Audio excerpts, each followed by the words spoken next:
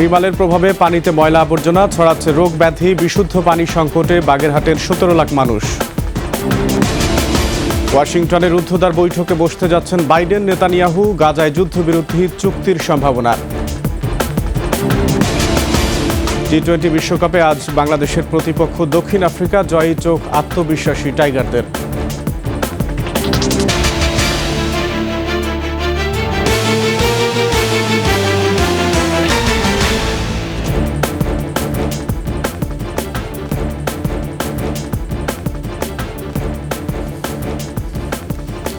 শুনছিলেন first security ইসলামী bank পিএলসির সংবাদ শিরোনাম। আমন্ত্রণ দুপুর 12টার 21-এর সংবাদে, সাথে আছি আমি আকবর হোসেন সুমন।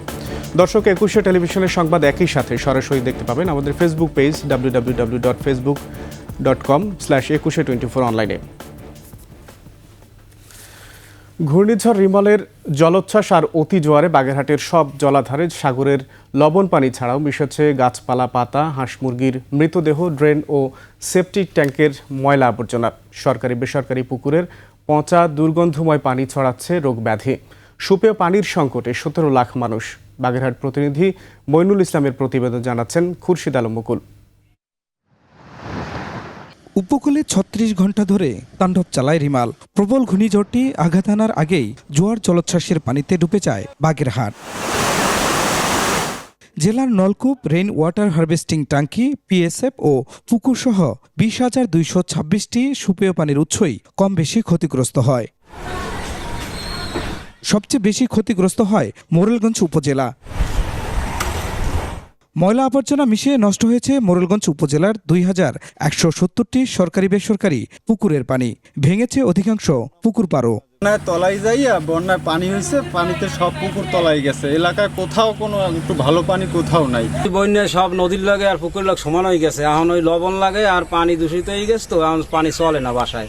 একটা পুকুরে এসে পানি খাইতে পারি না, বন্যা সব তলাই গেছে আর পানি এসে নষ্ট হয়ে খাইতে পারি না। উপজেলার ৮,০০০ পরিবারের সরকারি বেসরকারিভাবে পাওয়া বৃষ্টির পানি সংরক্ষণের ট্যাঙ্কি থাকলেও নিরাপদ পানির অন্য কোনো উৎসই অবশিষ্ট নেই। আমাকে এই এলাকার ভিতরে পানি নেই, আমরা পানির কষ্ট করি, সব জায়গায় পচা পানি, অনেক কষ্ট করে পানি আনা লাগে অনেক দূর থেকে। এই পানি তলাই এমন এমন অবস্থা হয়েছে, কেউ বাড়ি মুখেও লইতে পারে না, এত লবণ। ভ্রাম্যমাণ ওয়াটার ট্রিটমেন্ট প্ল্যান্টে দিনে ৫ থেকে ৬,০০০ লিটার পানি সরবরাহ করছে জনস্বাস্থ্য প্রকৌশল অধিদপ্তর। সংকট নিরসনে দ্রুত ব্যবস্থা নেওয়ার আশ্বাস সংস্থাটির। জনস্বাস্থ্য প্রকৌশল অধিদপ্তরের প্রায় ১৫০-ও বেশি পুকুর নিমজ্জিত হয়েছে। ১৪০টার মতো সোলার পিএসএফ এর কিছু অংশ ক্ষতিগ্রস্ত হয়েছে। সব জলাশয় পরিশোধন করা না হলে পানিবাহিত রোগের প্রাদুর্ভাবের শঙ্কা চিকিৎসকদের। ইতিমধ্যে আমরা ইনডোরে বিগত এক সপ্তাহে প্রায় ২৫ থেকে ৩০ জন ডায়রিয়ার পেশেন্ট পেয়েছি। এছাড়া আউটডোরে বিভিন্ন স্কিন ডিজিজের রোগী দেখা দিয়েছে। এতদিনও ব্যবস্থা না নেয়ায় ক্ষুব্ধ বাগেরহাটবাসী চান নিরাপদ সুপেয় পানির নিশ্চয়তা। খুরশিদ আলম মুকুল, ২১ টেলিভিশন।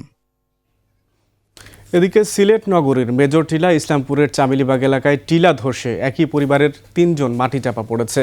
স্থানীয়রা জানান, পাহাড়ের পাদদেশে বসবাসকারী ২টি পরিবারের উপর হঠাৎ টিলা ধসে পড়ে। এ সময় আশপাশের লোকজন এক পরিবারের ৩ জনকে উদ্ধার করে হাসপাতালে পাঠায়। তবে মাটির নিচে চাপা পড়েছে আরেক পরিবারের ৩ জন। তাদের উদ্ধারে ফায়ার সার্ভিসের লোকজন কাজ করেছেন। এদিকে দুর্ঘটনার খবর পেয়ে ঘটনাস্থল পরিদর্শন করেছেন স্থানীয় মেয়র।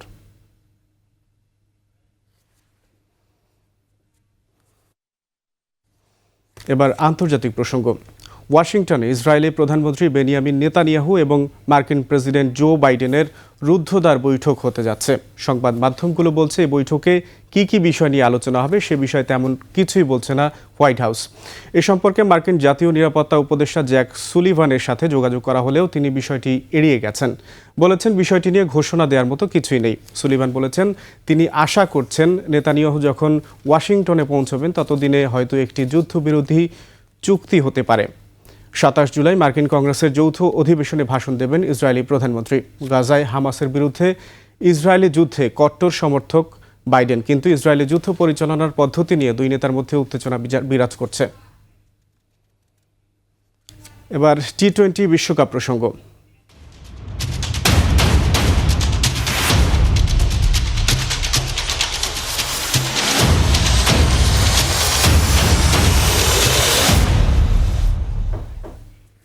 টি-20 বিশ্বকাপে নিজেদের দ্বিতীয় ম্যাচে দক্ষিণ আফ্রিকার বিপক্ষে মাঠে নামছে বাংলাদেশ। প্রথম ম্যাচে শ্রীলঙ্কাকে হারিয়ে দারুণ আত্মবিশ্বাসী সাকিব মাহমুদুল্লাহরা। এবার প্রতিপক্ষ শক্তিশালী হলেও দক্ষিণ আফ্রিকার বিপক্ষে জয়ের প্রত্যাশা কোচ হাথুরু সিংয়ের। ইনজুরি কাটিয়ে এই ম্যাচে ফিরতে পারেন পেসার শরীফুল ইসলাম। অন্যদিকে প্রথম 2 ম্যাচ জয়ের পর এই ম্যাচেও পূর্ণ পয়েন্টের ছকই কষছে দক্ষিণ আফ্রিকা। নিউ ইয়র্কের নাসাউ কাউন্টি স্টেডিয়ামে ম্যাচটি শুরু হবে বাংলাদেশ সময় রাত 8:30টায়। এদিকে উত্তেজনাপূর্ণ ম্যাচে পাকিস্তানকে হারিয়েছে ভারত। আন্তর্জাতিক টি-20তে ভারতকে প্রথমবারের মতো অল আউট করেও শেষ রক্ষা হয়নি পাকিস্তানের। এ জয়ে সুপার 8-এ পা দিয়ে রাখল ভারত, আর গ্রুপ পর্ব থেকেই বিদায়ের পথে পাকিস্তান। শেষ করছি দুপুর 12টার 21 সংবাদ। যাবার আগে ফার্স্ট সিকিউরিটি ইসলামী ব্যাংক পিএলসি সংবাদ শিরোনামগুলো আরও একবার। রিমালের প্রভাবে পানিতে ময়লা আবর্জনা ছড়াচ্ছে রোগ ব্যাধি। বিশুদ্ধ পানি সংকটে বাগেরহাটের 17 লাখ মানুষ। ওয়াশিংটনে রুদ্ধদ্বার বৈঠকে বসতে যাচ্ছেন বাইডেন নেতানিয়াহু। গাজায় যুদ্ধবিরতি চুক্তির সম্ভাবনা। টি-20 বিশ্বকাপে আজ বাংলাদেশের প্রতিপক্ষ দক্ষিণ আফ্রিকা। জয়েই চোখ আত্মবিশ্বাসী টাইগারদের।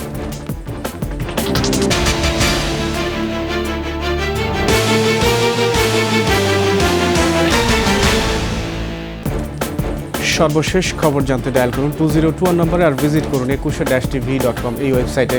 এছাড়া ফেসবুকে ভিজিট করতে পারেন www.facebook.com/ekusha24 অনলাইনে।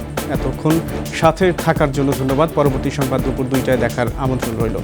একুশের সাথেই থাকুন।